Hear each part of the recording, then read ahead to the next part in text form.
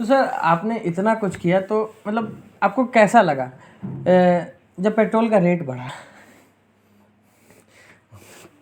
देखिए, पेट्रोल का रेट बढ़ा तो यही लगा कि अब अपनी फ्लाइट नहीं खरीद पाऊंगा।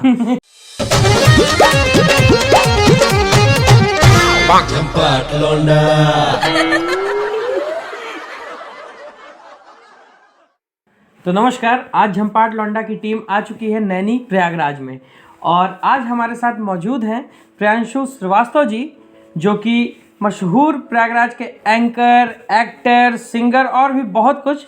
लेकिन आज हम सुनेंगे इनकी जुबानी खुद से इनके बारे में और आप सब तक हर एक सवाल का जवाब पहुंचेगा खुद सर के द्वारा। तो सर आपका स्वागत है। धन्यवाद सचिन जी। और झंपाट लौंडा जी बेहतरीन नाम है। मतलब लगता है कि इलाहाबादी एक फीलिंग आती है झंपाट लौंडा में। और आपने मुझे हमारे इस झंपाट लौंडा के पेज पे मुझे यहाँ आमंत्रित किया, इसके लिए बहुत बहुत धन्यवाद। और सभी दर्शकों का बहुत बहुत धन्यवाद कि आप सभी मुझे यहाँ सुन रहे हैं, देख रहे हैं, इसके लिए बहुत बहुत शुक्रिया। क्या बात है। तो आप सर की बातों से ही समझ गए होंगे कि सर के साहित्य और जानकारी, पढ़ाई लिखाई का जो मतलब लेवल है वो कितना अप है, जिनके सामने मैं तो बहुत छोटा हूँ। क्योंकि जाहिर सी बात है, मैं जब भी बोलता हूँ तो लोगों को आधे से ज़्यादा टाइम पे हंसी आ जाती है। मतलब और मेरा एक किरदार था झंपाट लौंडा, तो फिर मैंने समझ लिया कि नहीं, मैं रियल में भी अब इलाहाबाद में रहते रहते झंपाट हो चुका हूँ। तो मैंने कहा चैनल का नाम भी यही करते हैं और एक इंटरव्यू सेशन जो कि आज हम आपके साथ शुरू कर रहे हैं। तो सर सबसे पहले ये बताइए कि आप क्या लेंगे? यार अब यहाँ पे मैं क्या लूँगा, रात का समय हो गया है, अब मुझे सोने दो थोड़ा सा। नहीं तो हम बता दें लोगों को कि ये घर जो है वो सर का ही है, फिर भी हम सर से पूछ रहे हैं क्या लेंगे। बट हम कुछ और पूछना चाहते थे सर जी। कि जैसे आप कहीं पे घूमने जाते हैं बिल्कुल, तो आप सबसे पहले क्या लेंगे? फोटो लेंगे, वीडियो लेंगे, क्या लेंगे? यार कहीं घूमने जाएंगे सबसे पहले तो हम घर से गाड़ी लेंगे।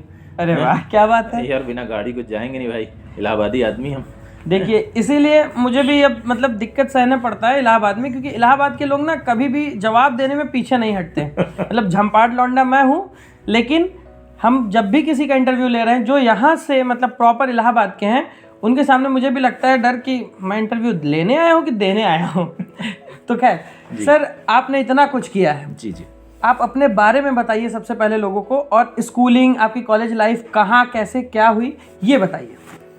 देखिए, कुछ किया है कि नहीं किया ये तो आप सभी डिसाइड करेंगे, क्योंकि अगर किया है ये अपने अंदर आ जाएगा तो फिर कल से कुछ नहीं कर पाऊंगा। तो इसलिए अब तक जो भी किया ये परमपिता परमेश्वर का आशीर्वाद है कि मैं प्रयास कर रहा हूँ। मैं यही प्रयागराज का मूल निवासी हूँ, नैनी क्षेत्र का रहने वाला हूँ। और 1986 मेरी डेट ऑफ बर्थ है, अप्रैल 86। और पिताजी हमारे मशहूर साहित्यकार श्री स्वर्गीय राकेश कुमार वर्मा, अभी हाल में ही उनका निधन हुआ। एक जाने माने पत्रकार रहे, प्रदेश के बड़े पत्रकारों में नाम था, राष्ट्रीय सहारा अखबार से जुड़े रहे। तो पिताजी के सानिध्य में बचपन से ही एक पिताजी कवि भी रहे। पापा मतलब हास्य कवि माने जाते थे और मंचों पर जाते थे। तो मुझे याद है कि जब बचपन में वो मंच पे जाते थे तो मुझे कहते थे चलो। तो एक टीवीएस चैम्प थी पापा के पास, तो उस पर मैं आगे बैठ जाता था और बच्चों वाली कविता को याद करता था। वो एक कौवा प्यासा था, घड़े में थोड़ा पानी था, तो वो जाके मैं पढ़ता था। तो सोचने में तो लगता है कि बहुत से ऐसे दर्शक होंगे जो कला जगत से जुड़े होंगे, तो इसको बहुत ध्यान से जानिएगा कि कहने को तो है वो बचपन की कविता, लेकिन वो कविता ने मुझे आज उस शिखर पे पहुंचाया कि मैं 1-2 लाख पब्लिक के सामने अपने परफॉर्मेंस दे पाता हूं। क्योंकि बड़े से बड़े कलाकारों को मैंने देखा है, नॉलेज बहुत हो, लेकिन अगर माइक हाथ में आता है तो वो ऐसे ऐसे कांपता है भाई साहब। क्या बात है। तो वहाँ से वो मेरी प्रथम पाठशाला थी, साहित्य की, कला की शुरुआत हुई। उसके बाद मेरी पढ़ाई सरस्वती शिशु मंदिर से हुई और वहीं से जो संस्कारों का सिलसिला था, जो मैं मानता हूँ कि मम्मी पापा के आशीर्वाद से वहीं से मिला। और उसके बाद मैंने यूनाइटेड कॉलेज से BBA MBA किया एंड उसके बाद मैं ICICI बैंक में शाखा प्रबंधक के रूप में रहा और शुवार्ट्स विश्वविद्यालय में अकाउंट्स हेड के रूप में रहा।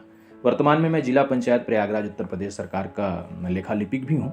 और इसके साथ साथ आप सबके प्रेम से मैं गायक, उद्घोषक और क्या क्या आप लोगों ने उपाधियाँ दे दी हैं। और 300 से ज़्यादा मैंने मंच किए हैं अब तक, जिसमें संस्कृति मंत्रालय के मंच रहे हैं, दूरदर्शन के, रेडियो के, अन्य ऐसे संस्थानों के जहाँ पे एक सम्मानित प्रतिष्ठित जगह रही है। और अभी हाल में ही पता नहीं कैसे कीड़ा शुरू हो गया अभिनय का, आजकल जैसे इलाहाबादी लोंडों को होता है ना, वही वाला। मेरे मतलब पेट पे लात मारने की तैयारी पूरी चल रही है, अभी तो मैंने शुरू भी नहीं किया। और देख लीजिए भैया, मतलब चले ही आ रहे हैं, बस चले ही आ रहे हैं back to कीड़ा back। आजकल सबको, जब से ये टिकटॉक विकटॉक बना ना तो कुछ ज्यादा है, अब जिसको देखते हैं वो उसको कीड़ा काट जब लॉकडाउन ने हम जैसे आर्टिस्टों के पेट पे लात मारने का पूरा प्लान किया था, जिसमें टिकटॉक आया, सर ने टिकटॉक नहीं बनाया लेकिन डायरेक्ट फिल्म में आ गए। देखिए। अच्छा सर, तो जैसे निरंतर लोग प्रयास करते रहते हैं कि एक के बाद एक दूसरा काम करते रहें, जैसे कि आपने शोज़ किए तो लाइन से आप बैक टू बैक शोज़ करते गए, जी बिल्कुल। सिंगिंग फील्ड में भी आप बैक टू बैक गाने गाते गए, फिर आपने फिल्मों में कदम रखा, जी जी फिर आप बैक टू बैक फिल्मों में भी अब आ रहे हैं। जी जी। तो सर जैसे आपने शादी भी किया तो नहीं, कभी शादी के प्लान साथ हुआ है बैक टू बैक? मतलब मेरे घर में बैठ के बीबी दूसरे कमरे में है, ऐसे क्वेश्चन पूछ के बाद में मुझे पिटवाने का प्लान है क्या भाई? नहीं नहीं, बिल्कुल नहीं।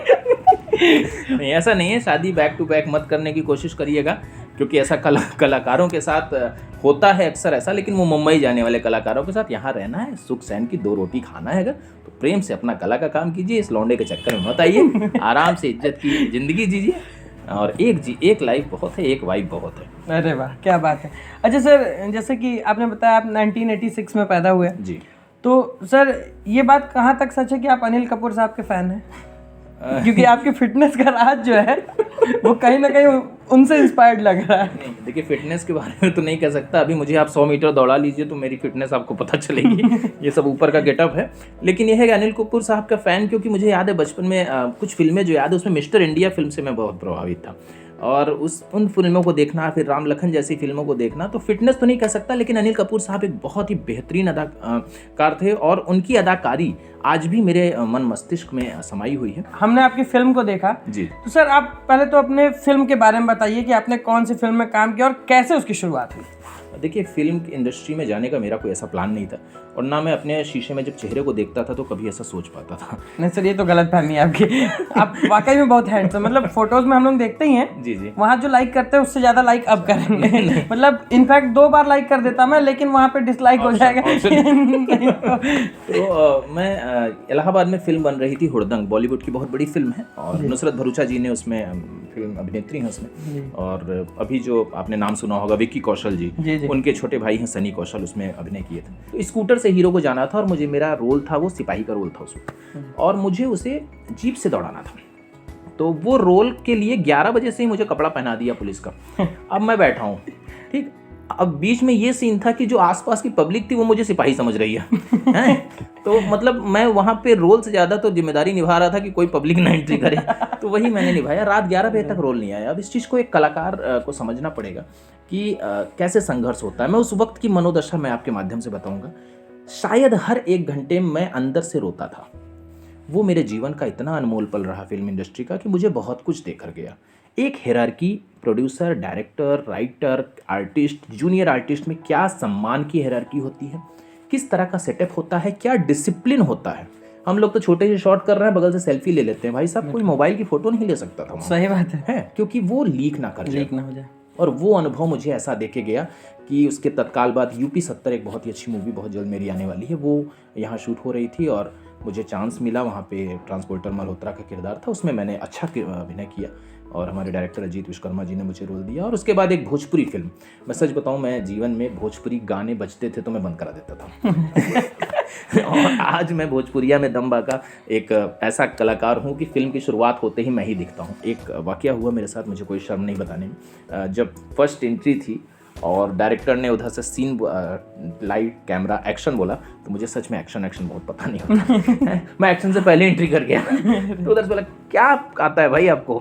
लेकिन वही डायरेक्टर ने जब पूरी शूटिंग हो गई तो उन्होंने कहा, भाई साहब, मैंने आज तक ऐसा कलाकार नहीं देखा कि पहली फिल्म में आपने इतनी अच्छी अदाकारी की। और वो फिल्म बहुत सराही गई, आज भी पूर्वांचल के 13 सिनेमा घरों में लगी हुई है। वाह, क्या बात। और उसके बाद ही हेमराज जी की एक आने वाली फिल्म, बहुत बड़ी फिल्म है, उसमें आम्रपाली जी के साथ मुझे बड़ा किरदार देने की बात हुई है। इसी महीने शूटिंग शुरू होगी, एक बताशा 12 हसीना मनोज टाइगर जी के साथ। तो ये सफ़र चालू हो गया सर। इसी वजह से मतलब ये कारण है इंटरव्यू करने का आपके साथ, क्योंकि मुझे पता है इसके बाद तो हम लोगों को भी टाइम नहीं मिलने वाला जल्दी आसानी से। और भगवान से दुआ भी यही करूंगा कि जल्दी आप हम लोगों को टाइम दे भी ना पाएँ, इस हिसाब से आप इतने बिजी रहें कि मतलब जब तक भाभी जी से हम लोग सोर्स ना लगवाएं कि भैया का टाइम चाहिए तब तक टाइम ना मिले। नहीं, ऐसा नहीं सचिन जी, मैं कलाकारों के लिए हमेशा समर्पित रहा हूँ। इसी वजह से कलाकारों के हित में मैंने इतने काम करने की कोशिश की। मैं तो उस लायक नहीं करूँ, और भारत सरकार द्वारा, राज्य सरकार द्वारा मुझे कई सम्मान मिले, और इसके लिए मैं शुक्रगुजार हूँ ऊपर वाले का कि मैं शायद कुछ दूसरों के लिए कर पाया। क्योंकि आज के जीवन में इंसान खुद के लिए तो जी लेता है, लेकिन अगर दूसरों के लिए एक पल भी जी ले तो वही जीवन है। तो सर आपने इतना कुछ किया, तो मतलब आपको कैसा लगा जब पेट्रोल का रेट बढ़ा? देखिए, पेट्रोल का रेट बढ़ा तो यही लगा कि अब अपनी फ्लाइट नहीं खरीद पाऊंगा। ये होता क्या है कि झम्पाट लौंडा की टीम जो है हाँ। वो कभी भी राजनीतिक मुद्दे को नहीं छेड़ती है। हाँ, बिल्कुल। फिर भी जैसे कि कुछ लोग जो है भाजपा का समर्थन करते हैं, देखिए, कुछ लोग सपा का करते हैं। एक कलाकार होने के नाते मैं यही कहना चाहूँगा कि आप मैं खुद की बात बताऊं, मैं जहां सर्विस करता हूं वहां भी ये कहा गया है कि भैया आप काम करो, राजनीति के चक्कर में ना पड़ो। बहुत से ऐसे इलाहाबाद के कलाकारों को मैं नाम नहीं लूँगा, लेकिन जिस दिन से वह राजनीति में, आप सम्मान कीजिए पार्टी का, मैं पार्टी का सम्मान करता हूं, जो भी क्षेत्र में काम करती है, सामाजिकता के पे काम करती है, आतंकवाद हटाने पे काम करती है, जो भी ऐसी पार्टियां हैं जो आपके जितने भी इंफ्रास्ट्रक्चर्स पे काम करती हैं, कर रही हैं, उनका मैं समर्थन करता हूं, उनका मैं साथ देता हूं, उनका मैं स्वागत करता हूं, और उम्मीद करता हूं कि भविष्य में वो निरंतर रहें, लेकिन मैं किसी पार्टी का नाम नहीं ले सकता। क्या बात है। तो सर ने कितनी स्मार्टली तरीके से बता दिया कि सर का जो समर्थन है वो बीजेपी को जा रहा है, लेकिन वो नाम नहीं लेंगे। सर एक बात बताइए कि सब किसी के लाइफ में कोई ना कोई आदर्श होता है, कभी ना कभी कोई एक मित्र होता है, कई बार गार्जियन भी एक मित्र की तरह अहम रोल निभाते हैं लाइफ में, और कई बार बीबियाँ या कोई भी। बीबियाँ नहीं, बीबी। हाँ, मतलब आपकी तो एक है तो आप बीबी बोल सकता हूँ, मतलब तो आपकी लाइफ में क्या लगता है कि आपके घर वाले या भाभी जी या फिर जो कोई भी दोस्त, किसने मतलब कैसा रोल निभाया आपको इस क्षेत्र में आगे बढ़ाने के लिए? देखिए, स्वाभाविक रूप से मैंने आपको बताया कि सबसे प्रथम रोल तो पेरेंट्स का रहा। जब बच्चा जब स्कूल जाता है और उसे पोएम पढ़ने को कहा जाता है, उस उम्र में मेरे हाथ में माइक था। क्या बात है। तो ये सबसे बड़ा योगदान तो हमारे स्वर्गीय माता पिताजी हैं, जो इसी साल हमें छोड़ के चले गए, उनका रहा। बाद 2010 में मेरी मतलब शादी हुई। पहली शादी वही थी ऑन पेपर। तो भैया इसको काट देना। नहीं, तो इसको जरूर लगाना, चाहे कुछ मत लगाना। तो पहली शादी, अरे यार तुम तो पहली शादी घटा दी। तो वो शादी के बाद एक वाकया रहा, उसको पता नहीं मुझे कहना चाहिए कि मतलब सर मैं बहुत बड़ा रोल मैं पहली शादी पर अटका रहा हूँ, लेकिन आप नहीं अटके। हाँ, मैं अटकना चाहता हूँ क्योंकि पत्नी का बहुत बड़ा रोल है मेरे जीवन में। जिस वक्त मैंने आपको बताया कि एक दौर ऐसा भी आया मेरे जीवन में कि ये जो संगीत के लिए इतने अवार्ड हैं, शोज़ हैं, लोग जान रहे हैं, फैंस हैं, इसी गीत को सुनकर मैं अपने कान पे हाथ रख लिया करता था, अंधेरे से दूर भागता था। मैं 1.5 से 2 साल पीजीआई से मेरा इलाज चला, अलग अलग अस्पतालों से। डॉक्टर ये कहने लगे थे कि अब जीवन में कभी गीत मत गाना। मैं टोटल डिप्रेशन का पेशेंट हो गया था। बच्चों जैसी हरकतें, खुद को ना पहचानना, मम्मी पापा रोते थे, मैं हंसता था, और ऐसी परिस्थिति से मैं गुजरा कि गीत संगीत तो बहुत दूर की बात, ऐसी ज़िंदगी की स्वयं को पहचानना मैं भूल गया था।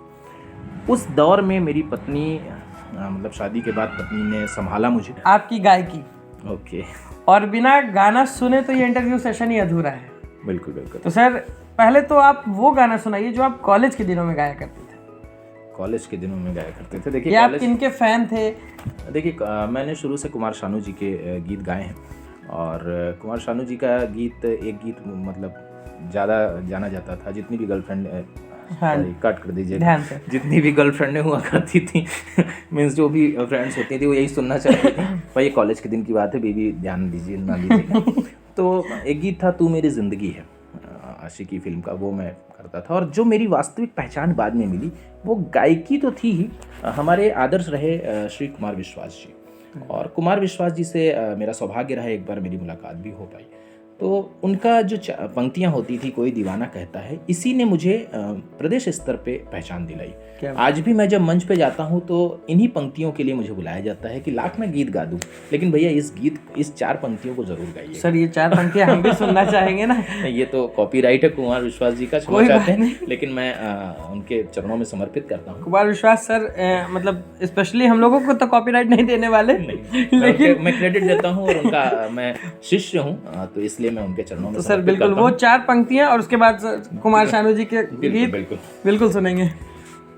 कोई दीवाना कहता है, कोई पागल समझता है, कोई दीवाना कहता है, कोई पागल समझता है, मगर धरती की बेचैनी को बस बादल समझता है। और ये पंक्तियां कुमार विश्वास जी के चरणों में आगे। तू मुझसे दूर कैसी है, मैं उससे दूर कैसा हूँ, ये मेरा दिल समझता है या उनका दिल क्या बात है, समझता बहुत है, बढ़िया। कोई दीवाना कहता है, कोई पागल बहुत बढ़िया, क्या समझता बात है, है। बहुत सुंदर। अब सर अगली सीढ़ी कुमार शानू जी की। चलिए 4 पंक्तियाँ कुमार शानू जी के लिए। बहुत ही गीतों को मैंने उनके गाया है और उनकी आवाज़ से ही मैं आज पहचाना जाता हूँ। और गर्लफ्रेंड्स भी। हाँ मतलब ये जो लौंडा जो है मुझे मेरे लौंडेपन की याद दिला के ही मानेगा।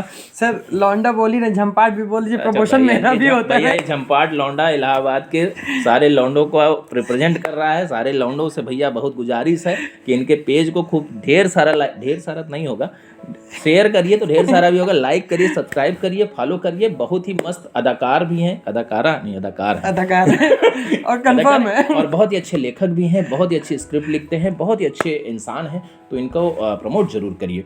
और बहुत ही अच्छे इनके शख्सियत है। मैं तो खुद प्राउड फील कर रहा हूँ कि आज सचिन सिंह जी के पास हूँ। इनका वास्तविक नाम भी सचिन सिंह राजपूत जी, बहुत ही अच्छे इंसान हैं, तो इनके पेज को जरूर लाइक, सब्सक्राइब और फॉलो करिएगा।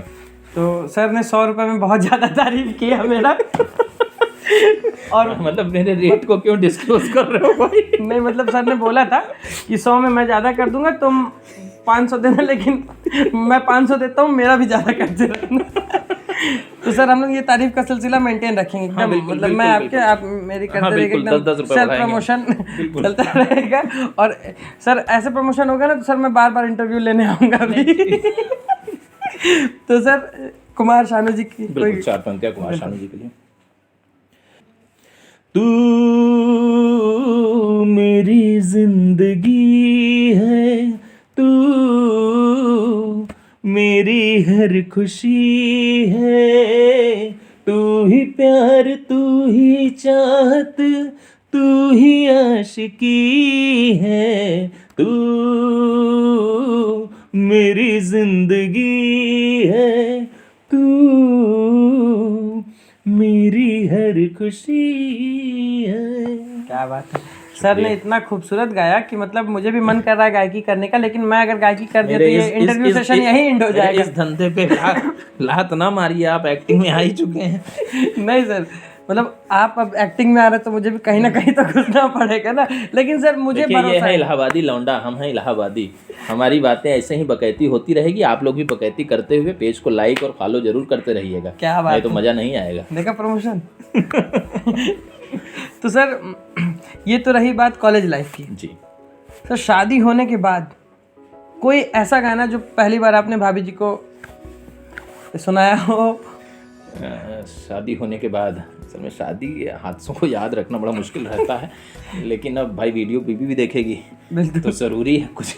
तो एक बार मैंने मैरिज एनिवर्सरी पे गाया था, चांद सी महबूबा हो मेरी, कब ऐसा मैंने सोचा था, हाँ तुम बिल्कुल वैसी हो जैसा मैंने सोचा था, चांद सी महबूबा हो मेरी, कब ऐसा मैंने सोचा था, हाँ तुम बिल्कुल वैसी हो जैसा मैंने सोचा था। क्या बात है सर, मतलब इतना खूबसूरत आपने गाया कि मुझे मेरी बीवी की याद आ गई, लेकिन शादी नहीं हुई है, फिर ये भी बाद में याद आया।